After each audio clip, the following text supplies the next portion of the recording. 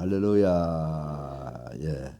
오늘 우리 사랑하는 성도들 다 가정에서 이 새벽 기도에 참여해서 하나님께 영광 돌릴 줄 압니다.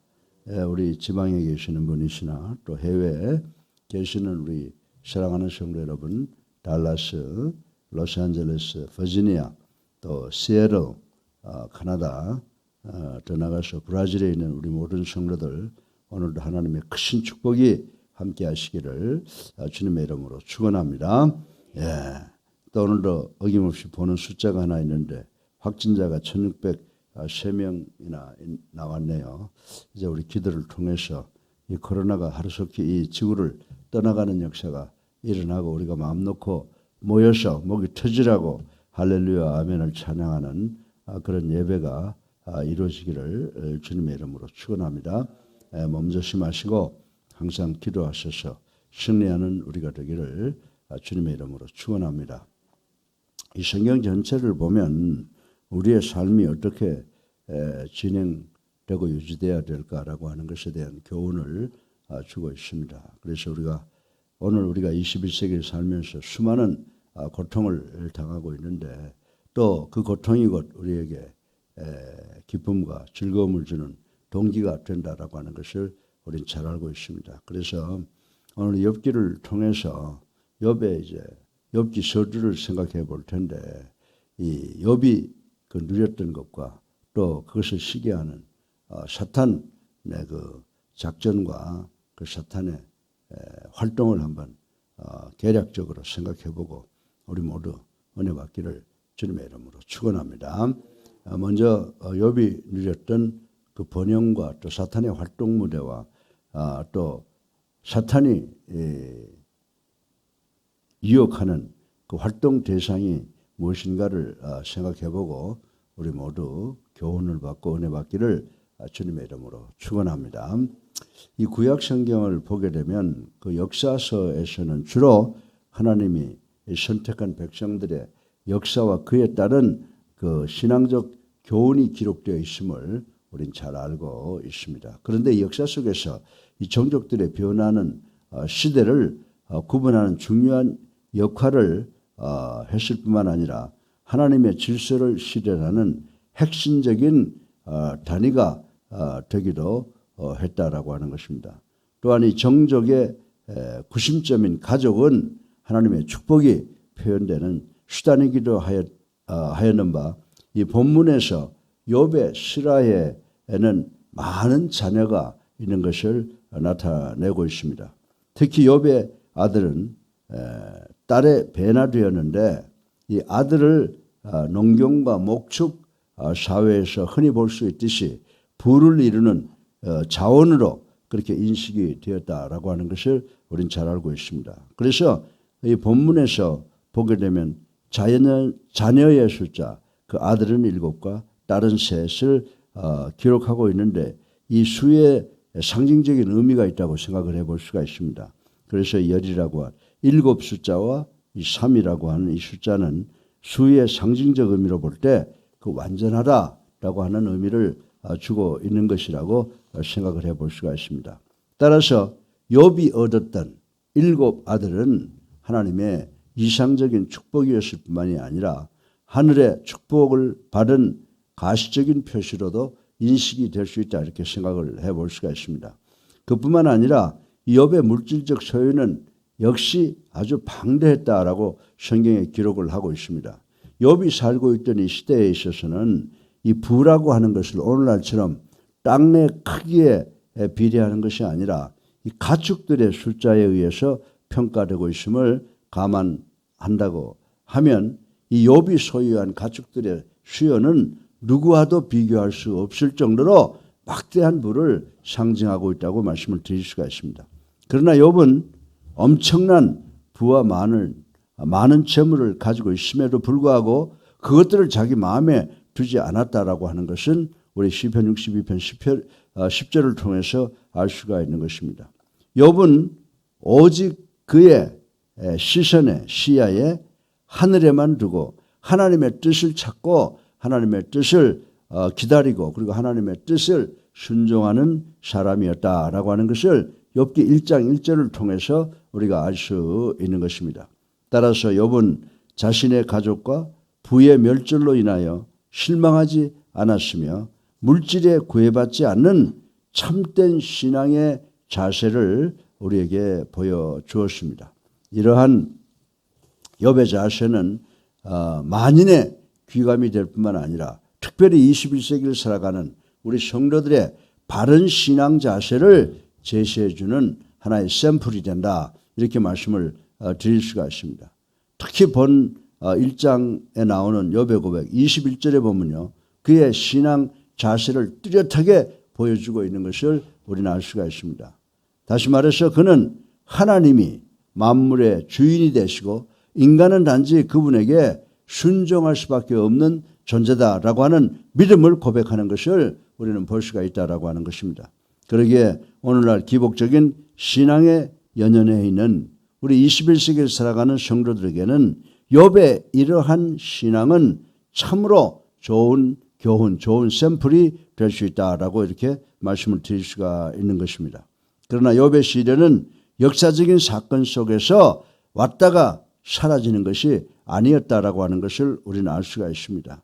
그 욥의 시련 속에 담겨져 있는 하나님의 구원을 위한 의지와 말씀과 함께 지금 21세기에도 살아서 우리의 마음과 우리의 삶 속에서 역사하고 움직이고 있는 줄로 믿으시기를 주님의 이름으로 축원합니다. 그러므로 성도들은 풍부와 빈곤, 평안과 고난의 양극단적인 사고 속에서도 하나님만을 보아야 된다라고 하는 것을 우리는 알아야 되는 줄로 믿으시기 바랍니다. 만물의 창조주이시고 온 세상을 치리하시고 섭리하시는 하나님을 바라보는 굳건한 신앙을 가져야 우리가 오늘 당면하고 있는 모든 문제를 해결하고 궁극적인 승리로 나아갈 수 있게 된다라고 하는 것입니다. 그런데 이제 우리가 두 번째로 보게 되면 이 의인 욥을 하나님께 고소하여 시험한 이 사탄이 과연 활동 무대가 어딘가라고 하는 것을 둘째로 생각을 해 보겠습니다. 여러분들 무슨 말씀인지 모르지만은 전에부터 우리 한국 사람들은 어느 길목에 가면 몽당일 귀신이 나타나니까 무서운 곳이라든가 또 어느 곳에서는 여자들이 처녀들이 몇이나 귀신에게 잡혀갔다라고 하는 그런 이야기들이 많이 있었습니다. 그래서 제가 어릴 때 밤에 길을 걸으면 우리 친구들이나 또 어른들이 이야기해 준 이런 이야기를 듣고 종종 걸음을 걸었던 그런 기억이 납니다. 또 그런 관념이 깊이 뿌리 박혀서인지 모르지만은 심지어 우리나라의 어떤 목사님은 성경적 귀신론이라고 하면서 거기다가 이러한 재래식인 귀신 관념까지 결부시켜서 가르치는 목사님이 이 시대에 있었다라고 하는 것을 우리는 잘 알고 있는 것입니다. 물론 서양이라고 이렇게 귀신에 대한 이야기가 없는 건 아니에요. 서양에도 유령 소동이라는 것이 없지 않았다라고 하는 것입니다. 여러분들 지금 서양에 가면요 할로윈 데이라는 게 있어요. 이게 뭐냐면 귀신의 날이거든요. 그래서 이 두 사람이 누구든지 만나면 상대방에게 먼저 인사를 하는데 이런 인사를 합니다. Cheat or trick. 나를 귀신을 잘 섬기고 받아들일래? 아니면 잡혀갈래? 이런 인사를 하고 서로 웃고 하는 그런 날이 있는데 그런 날을 가리켜서 할로윈 데이라고 합니다. 그래서 이 귀신을 섬기고 귀신과 함께 살아간다고 믿는 것은 동서양을 막론하고 다 같은 것이다라고 생각을 할 수가 있습니다. 사랑하는 성도 여러분, 그러나 사람들의 귀신에 대한 그런 관념과 성경이 가르치고 있는 이 사탄의 악한 영들의 활동 사이에는 질적인 차이가 있다는 사실을 우리는 알아야 된다라고 하는 것입니다. 그렇다면 모든 악한 영들의 괴수인 사단은 과연 어떤 것들을 자기의 활동 무대로 삼고 있는지 우리가 짚어봐야 될 것 같습니다. 이제 두 번째로 우리가 오늘 이 읽은 본문을 통하여 그 점들을 한번 살펴보고 함께 은혜 받기를 주님의 이름으로 축원합니다. 첫째로 사단은 어떤 존재냐? 사단은 그냥 한 곳에만 머무르 있는 것이 아니라 온 세상을 두루 다닌다라고 하는 것은 오늘 성경에서 이야기를 하고 있습니다. 어느 날 하나님께서 사단을 향해서 뭐라고 묻습니까? 내가 어디서 왔느냐? 묻자 사단은 뭐라고 말합니까? 예, 온 땅을 두루돌아 여기저기 다녔습니다. 라고 대답을 하는 것을 우리는 성경을 통해서 읽어볼 수가 있습니다. 이렇게 본다면 사단은 어느 한 곳에 안주하는 것이 아니고 어느 한 곳에만 머물러 있는 이 정적인 존재가 아니라 전 세계를 자신의 활동 무대로 삼고 있는 적극적이고 동적인 존재, 무서운 존재라고 하는 것을 우리는 알 수가 있는 것입니다. 사도 베드로는 사단의 그러한 활동 목적을 분명히 지적하고 있는 것을 볼 수가 있습니다. 베드로전서 5장 8절을 보면요. 마귀가 우는 사자같이 두루 다니며 삼킬 자를 찾나니 라고 했습니다. 또 그리고 여러분들 요한복음 14장 30절을 보면 예수님의 말씀에 의하면 사단은 이 세상의 임금이라고 말씀을 하고 있는 것을 우리는 알 수가 있습니다. 임금이란 말의 의미가 뭡니까? 이건 지배자라는 뜻을 가지고 있다고 볼 때에 이 세상은 정녕 사단의 지배하에 있다라고 생각을 할 수가 있는 것이라고 말씀을 드릴 수가 있습니다. 그래서 마태복음 4장 8절로 9절까지 보면은 사단은 일찍이 예수님을 어떻게 했어요? 유혹했지 않습니까? 자기에게 절만 한번 하면 천하 만국과 그 영광을 다 내게 주겠노라 라고 예수님까지 하나님까지 시험했던 것을 우리는 성경을 통해서 배울 수가 있는 것입니다. 그렇습니다. 이 세상은 우리 믿음의 사람들의 활동 무대가 아니에요. 이 세상은 사단의 활동 무대라고 하는 것을 우리는 알아야 됩니다. 이제 말세지말이 되니까 적그리스도 이단들이 지금 창궐하고 있고 지금 이단들이 여기저기에서 우리 성도들을 넘어뜨리기 위해서 기승을 부리고 있다고 하는 사실을 우리는 알아야 됩니다. 저는 매일매일 그들과 전투를 하고 온갖 중상모략을 다 당하고 살고 있지만은 마지막 순교의 자세로 적그리스도들과 이단들과의 싸움을 싸우려고 결단하고 또 결단을 하고 있습니다. 그러니까 이 세상에는 그의 발길이 닿지 않는 것이 아무데도 없다는 것이 사실이다라고 하는 것입니다.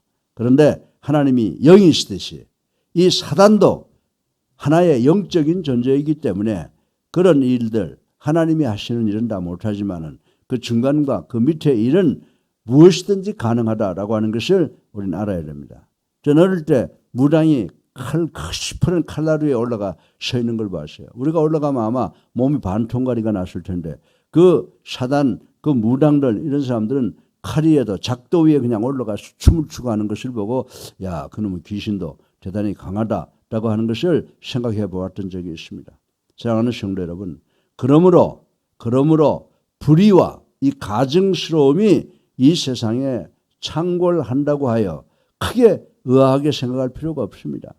우리 성도는 사단의 수중에 놓인 이 제약된 세상에서 사는 것이 아니라 우리는 하나님의 지배와 하나님의 섭리 속에서 하나님의 경륜 속에서 하나님의 보호를 받아가며 살아가는 존재인 줄로 확실히 믿는 우리가 되기를 주님의 이름으로 축원합니다. 예. 그래서 성도는 이 사단의 수중에 놓인 이 죄악된 세상에서 이 세상을 비추어야 돼요. 뭘로 비추입니까? 복음으로 환하게 비추어 눈먼 사람들, 어둠에서 고통당하는 사람들을 구원으로 인도하는 사명을 가진 성도들이라고 하는 것을 확실하게 명심하고 또 명심하는 우리가 되어야 될 줄로 믿으시기를 주님의 이름으로 축원합니다. 그래서 어떻게 할까요? 그래서 우리 성도들은 근신하면서 깨어 있어야 할 필요가 바로 여기에 있다는 사실을 우리는 분명히 깨달아야 되는 줄로 믿으시기를 주님의 이름으로 축원합니다. 첫째로 우리가 욥이 가지고 있는 부와 그 자녀들을 잠깐 개략적으로 생각을 해봤습니다. 둘째로 사단은 이 세상을 두루 다니는 존재다라고 하는 것을 생각해 보았는데 세 번째로 사단은 어디에서 활동을 하느냐? 예, 세상의 죄인들, 세상에 잘못된 사람들은 다 자기 벌써 부하이니까 그들은 간섭하지 않아요. 누구를 쓰러뜨리려고 할까요?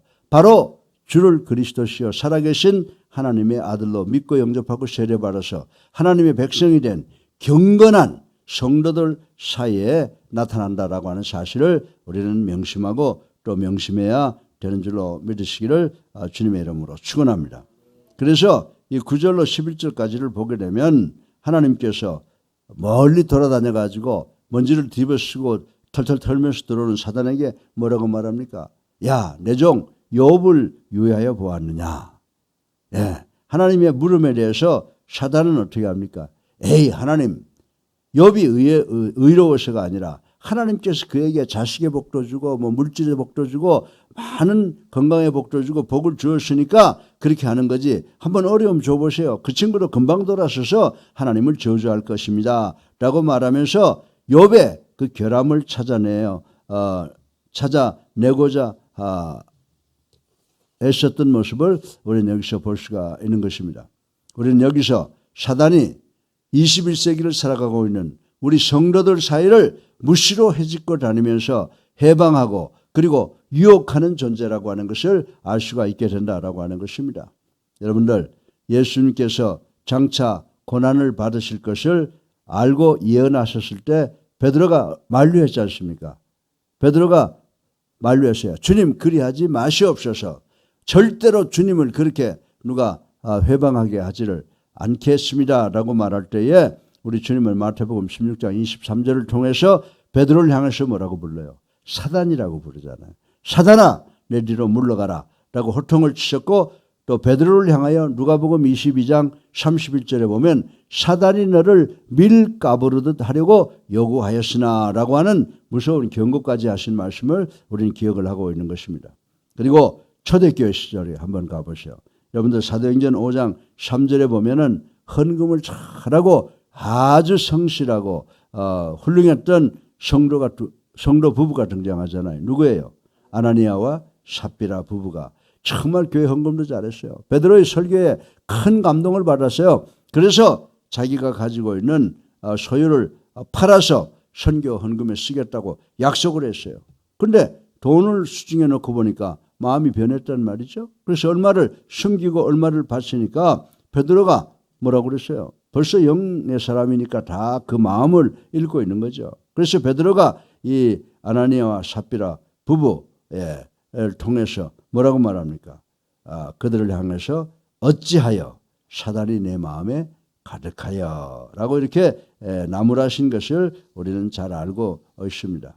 그래서 그 말에 뭐 죽으라고 저주했습니까? 어찌하여 사단이 내 마음에 가득하냐라고 물었는데 생명이 떠나버린 것을 우리는 알 수가 있는 것입니다.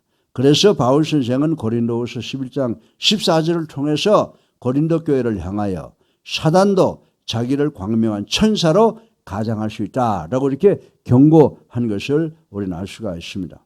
이렇듯 정말 위에 인용한 성경의 예들은 사단이 거룩한 성도들을 꾀이면서 유혹하면서 얼마나 큰 피해를 끼치고 있는가 하는 점을 잘 가르쳐주고 있는 것을 우리는 늘 기억해야 되는 줄로 믿으시기를 바랍니다. 이 세상이 결코 쉽지 않아요. 사탄과 우리는 함께 공전하고 있는 겁니다. 그래서 우리가 그들을 잘 식별해서 그들과 대항해서 하나님의 영광을 나타내야 되는 줄로 믿으시기를 주님의 이름으로 축원합니다. 그렇습니다. 사단은 불신자들도 유혹해요. 그렇지만 거룩한 성도들을 유혹하여 죄에 넘어지게 만드는 일에 더욱 혈안이 되어 있다는 사실을 우리는 알고 삼가 우리 몸조심해야 되는 줄로 믿으시기를 바랍니다. 그러므로 경건한 성도일수록 더욱 사단을 경계해야 되는 것이다라고 말씀을 드릴 수가 있습니다. 그래서 바울 선생은 고린도전서 10장 12절을 통해서 뭐라고 말했어요? 그런즉 선질로 생각하는 자는 넘어질까 조심하라. 그러니까 앞뒤를 항상 옆을 우리가 돌아보면서 살아야 돼요. 우리가 말하는 것, 행동하는 것 한번 삐딱했다가는 사탄의 밥이 되고 만다는 사실을 우리는 알아야 되는 줄로 믿으시기 바랍니다. 사랑하는 성도 여러분, 물론 사단은 하나님과 동등한 존재가 아닙니다. 그러기에 사단은 하나님의 통제 속에 종속되어 있고 하나님의 말씀에 절대 순종하는 존재일 수밖에 없다는 사실을 우리는 분명히 알아야 된다라고 하는 것입니다.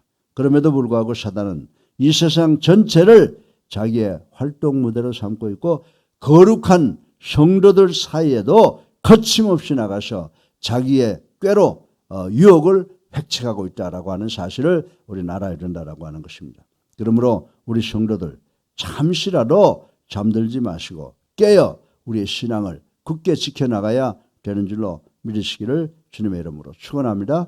우리는 하나님을 경외하고 하나님의 도를 지켜야 됩니다. 왜? 하나님께서 우리에게 많은 축복을 주셨기 때문인 줄로 믿으시고 그 축복은 하나님의 소유지 우리 게 아니에요. 우리가 청지기로서 관리하는 것이다 생각하고 그 물질을 보고 하나님의 축복을 보고 하나님께 더욱더 충성해야 된다라고 하는 것을 꼭 기억하시길 바랍니다. 그런데 이것을 갖다 깨트리려고 하는 존재가 있어요. 그게 왜 사탄이에요. 사탄은 온 세상을 돌아다니면서 그리고 우리 성도들을 집중해서 포커스를 맞춰서 우리 성도를 쓰러뜨리려고 아주 절체부심해서 우리를 공격하고 있다고 하는 사실을 아시고 우리가 사탄 속에서 살고 있다라고 생각하시고 늘 하나님께 기도함으로 성령의 도움으로 사탄과의 싸움에서 승리하는 우리 성도들 우리 모두가 되시기를 주님의 이름으로 축원합니다. 살아계셔서 우리 삶을 주관하시는 만복의 근원이 되신 아버지 하나님, 오늘도 하나님을 찬양하고 회개하고 감사합니다. 아버지 하나님, 오늘 짧은 말씀을 통해서 욥이 받은 축복의 의미와 사탄의 활동 무대 온 세상이라고 하는 것, 그리고 또 경건한 우리 성도들 사이에 나타난다라고 하는 것을 공부했습니다. 아버지 하나님, 우리 모두가 사탄과 싸워서 승리하겠다고 하는 결단 속에서 살아갑니다. 성령 도와주셔서 반드시 주님과 더불어 시온의 대로를 걸어가는 우리가 될 수 있도록 축복하여 주시옵소서. 예수 그리스도 이름으로 감사하며 기도드렸사옵나이다. 아멘. 할렐루야.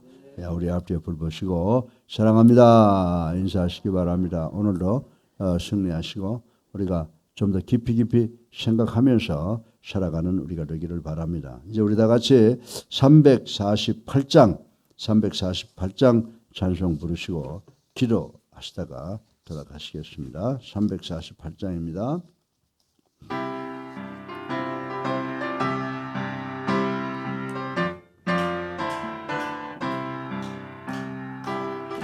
싸울지라 죄악하시 당대여 담대하게 싸울지라 저기 약한 적병과 동단날과 멸망의 날 내가 섰는 눈앞에 곧 다가오리라. 영광 할렐루야 영광 할렐루야 영광 할렐루야 승리하리라. 늘과 싸울지라 죄악바시 담대여 고함치는 우리들은 영광막이 아닌가. 두렵고 어려운 데 모두 떨쳐버리고 주 예수 붙들라. 영광 할렐루야 영광 할렐루야 영광 할렐루야 승리하리라. 일지라 죄악바신 양대여 구주 예수 그리스도 크신 발을 벌리고 너와 나와 주시려고 어서 기다리시니 어서 나오라. 영광 할렐루야 영광 할렐루야 영광 할렐루야 승리하리